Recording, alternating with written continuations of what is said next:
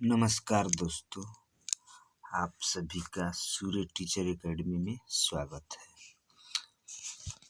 आज हम test series 4 देखेंगे। स्टेट बिहार शिक्षक परीक्षा 2024 पेपर 1 एंड पेपर 2 माध्यमिक एवं उच्च माध्यमिक शिक्षण कला एवं अन्य दक्षता 50 अंक सभी के लिए अनिवार्य विषय। आइए शुरू करते हैं। इसका पहला क्वेश्चन,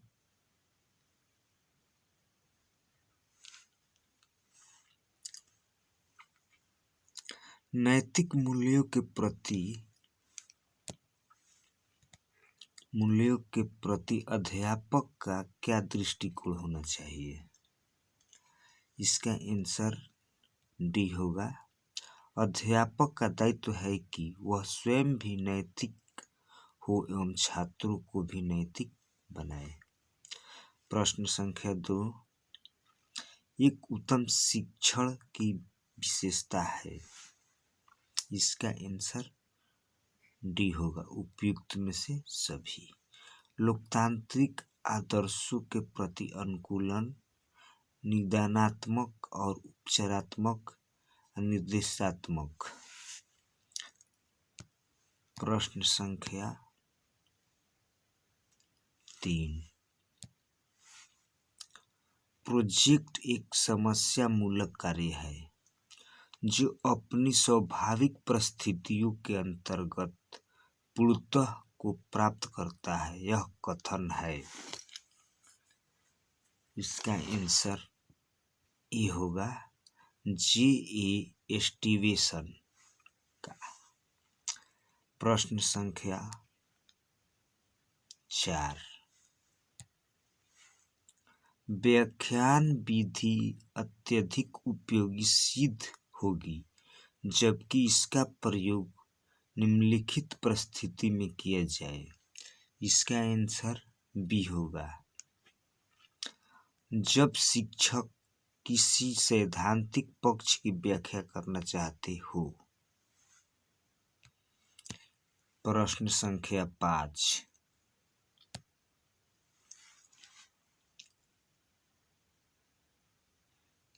प्रयोग दर्शन के पूर्व रिहर्सल किया जाना आवश्यक है क्योंकि इससे। इसका आंसर डी होगा, उपयुक्त में से सभी। शिक्षक में आत्मविश्वास जागृत होता है। शिक्षक प्रयोग में आने वाली अप्रत्यक्ष कठिनाइयों से परिचित हो जाता है। शिक्षक प्रयोग को भली भांति प्रदर्शित कर पाता है। प्रश्न संख्या 6, निम्नांकित में से कौन कथन सही है? गर्भवती माताओं के पोषण को उन्नत बनाने से या प्रसूति देखरेख को उन्नत बनाने से बच्चों की किस तरह की बुद्धि मजबूत होती है? इसका आंसर ए होगा, सामान्य बुद्धि। प्रश्न संख्या 7, मानव सीखना में अपना निम्नलिखित में से सबसे अधिक महत्वपूर्ण देंगे। इसका आंसर बी होगा, पुनर्वलन। प्रश्न संख्या 8,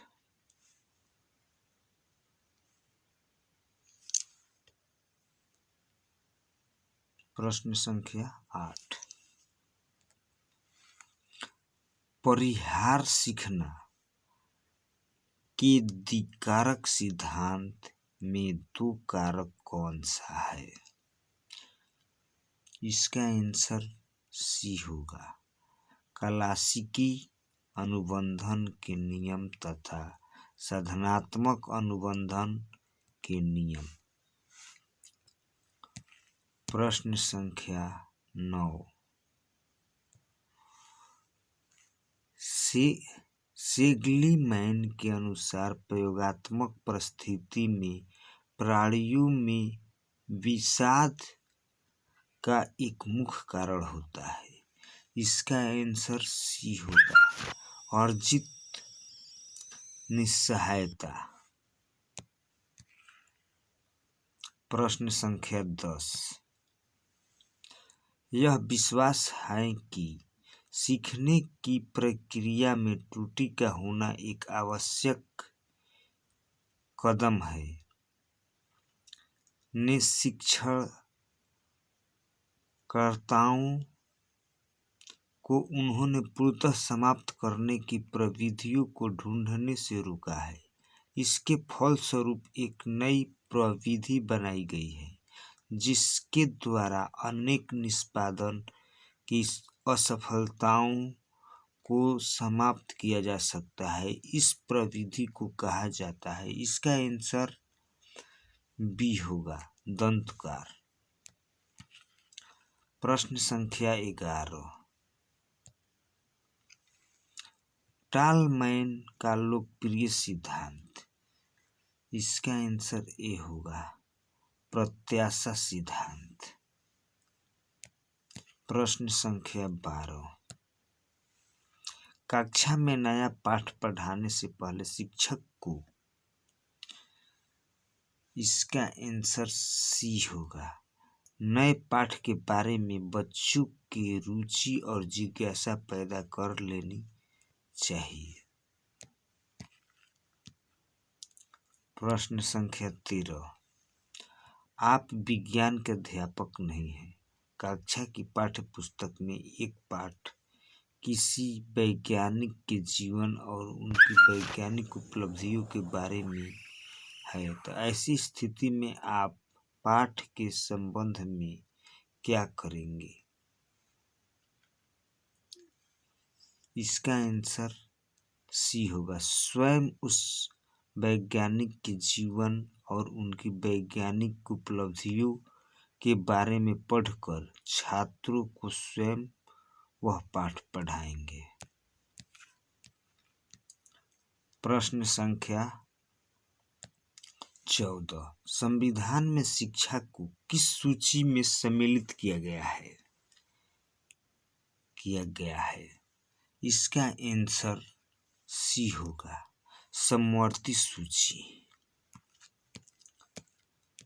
प्रश्न संख्या 15।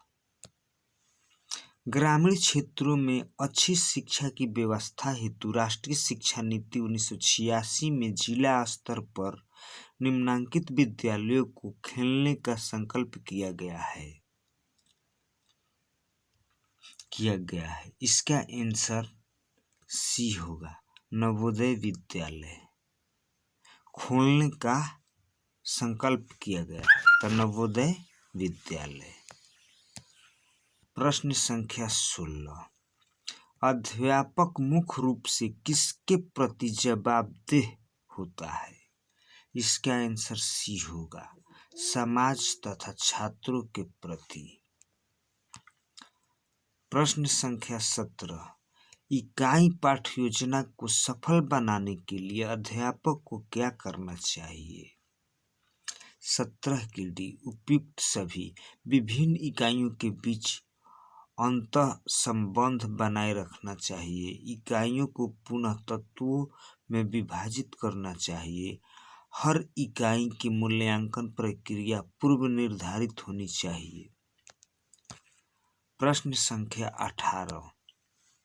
सही गलत वाले प्रश्न मूल्यांकन का सही मानदंड नहीं प्रदान कर सकते हैं, क्योंकि इसका आंसर डी होगा, उपयुक्त में से सही। इनमें छात्रों द्वारा अंदाजा लगाकर उत्तर देने की संभावना 50% होता है। इन विकल्पों का उत्तर देने के लिए गहन अध्ययन की आवश्यकता नहीं होती है। इनमें नकल करके वास्तविक उपलब्धि बढ़ाई जा सकती है। प्रश्न संख्या 19। प्रयोजनवाद शिक्षा दर्शन की शिक्षा को देन है। इसका आंसर सी होगा, योजना पद्धति। प्रश्न संख्या 20, निम्नलिखित में से कौन सा अधिगम को अधिकतम करने के लिए सर्वाधिक उचित है? इसका आंसर ए होगा। शिक्षिका को अपनी संज्ञानात्मक शैली के साथ साथ अपने शिक्षार्थियों की संज्ञानात्मक शैली की पहचान करना चाहिए। प्रश्न संख्या 21, खाली स्थान के अतिरिक्त निम्नलिखित सभी सीखने के रूप में आकलन को बढ़ावा देता है। इसका आंसर डी होगा। जितनी संभावना हो शिक्षार्थियों का लगातार परीक्षण लेना। प्रश्न संख्या 22, खाली स्थान के अतिरिक्त निम्नलिखित सभी तथ्य संकेत करते हैं कि बच्चा कक्षा में संवेगात्मक और सामाजिक रूप से समायोजित है। इसका आंसर डी होगा। उस उम्र साथियों के साथ प्रतियोगिता में दृढ़ता ध्यान केंद्रित करना। हम उम्र साथियों के साथ प्रतियोगिता पर दृढ़ता पूर्वक ध्यान देना। प्रश्न संख्या 23,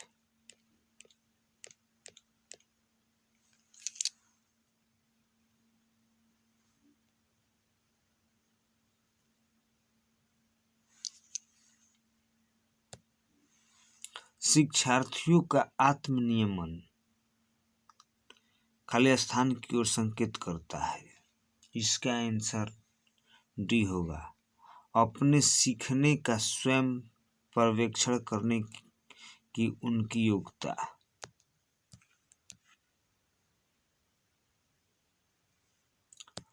प्रश्न संख्या 24, निःशक्त बच्चों के लिए समेकित शिक्षा की केंद्रीय प्रयोजन योजना का उद्देश्य है। इनमें निःशक्त बच्चों को शैक्षिक अवसर उपलब्ध कराना। इसका आंसर डी होगा। नियमित विद्यालयों में। 25, सार्थक अधिगम है। इसका आंसर ए होगा। निजी अनुभवों से ज्ञान की संरचनाओं और सक्रिय निर्माण। सभी विद्यालयों में अपनेपन संबद्धता की भावना विकसित करने के लिए एक अध्यापिका को क्या करना चाहिए? इसका आंसर डी होगा। विविधता और व्यक्तिगत विभिन्नता के प्रति सम्मान पैदा करे।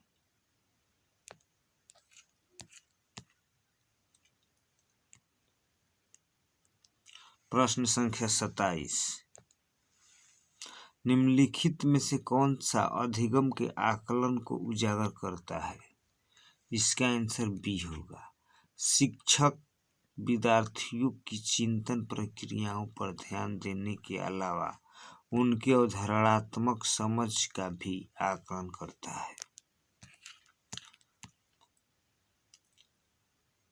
प्रश्न संख्या 28, विद्यार्थियों के प्रभावशाली अधिगम के लिए निम्नलिखित में से कौन सा शिक्षक के प्रारंभिक कार्यों में से एक नहीं है? इसका आंसर बी होगा। विद्यार्थियों को उपदेशात्मक विधि से सूचना प्रदान करना।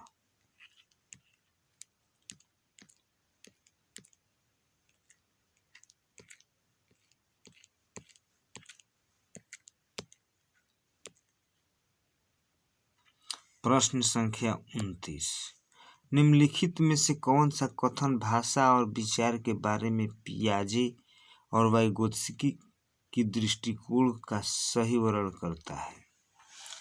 29 के सी, पियाजे के अनुसार पहले विचार जन्म लेता है और वाइगोत्स्की के अनुसार भाषा का विचार पर भारी प्रभाव पड़ता है। प्रश्न संख्या 30। शिक्षा का अधिकार अधिनियम 2009 के अनुसार विशेष आवश्यकता वाले बच्चे को पढ़ाना चाहिए। 30 के डी।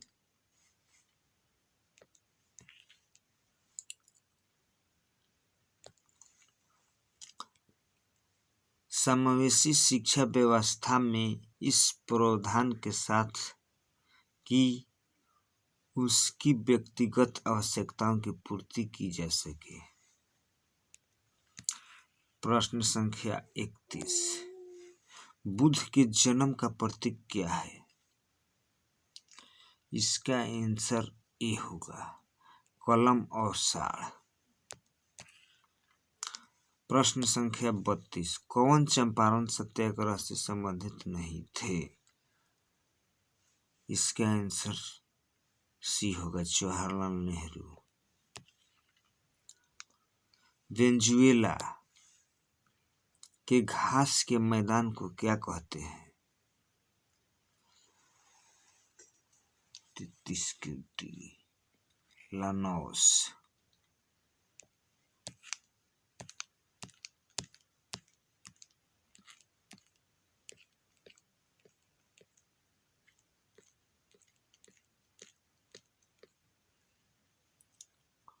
प्रश्न संख्या 39। धूपगढ़ किस पर्वत क्षेत्र की सर्वोच्च चोटी है? 39 के बी, सतपुड़ा। पुस्तक वी आर डिस्प्लेस्ड का लेखक कौन है? 40 के सी, मामला यूसुफजई। प्रश्न संख्या 41। नाथपा झाकरी परियोजना निम्नलिखित में से किस नदी पर अवस्थित है? इसका आंसर डी होगा, सतलज नदी। प्रश्न संख्या 42। विश्व कप क्रिकेट 2023 के दौरान यूनिसेफ के सद्भावना राजदूत के लिए भारत की यात्रा पर आए इंग्लैंड के पूर्व कप्तान डेविड बेकहम किस खेल से संबंधित है? इसका आंसर बी होगा, फुटबॉल। प्रश्न संख्या 43। बिहार के नवीनतम आर्थिक सर्वे के अनुसार बिहार है ए राजस्व घाटा राज्य। प्रश्न संख्या 44। 2011 की जनगणना के अनुसार भारत का सबसे कम जनसंख्या वाला राज्य कौन सा है?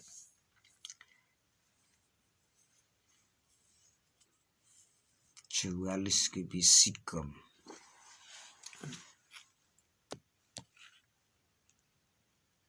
प्रश्न संख्या 45। निम्नलिखित में से कौन सा शुद्ध घरेलू उत्पाद की अवधारणा का सबसे अच्छा निरूपण है? 45 के सी, जीडीपी मूल्यह्रास।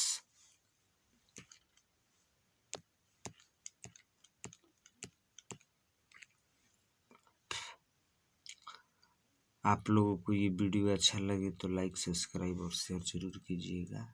धन्यवाद।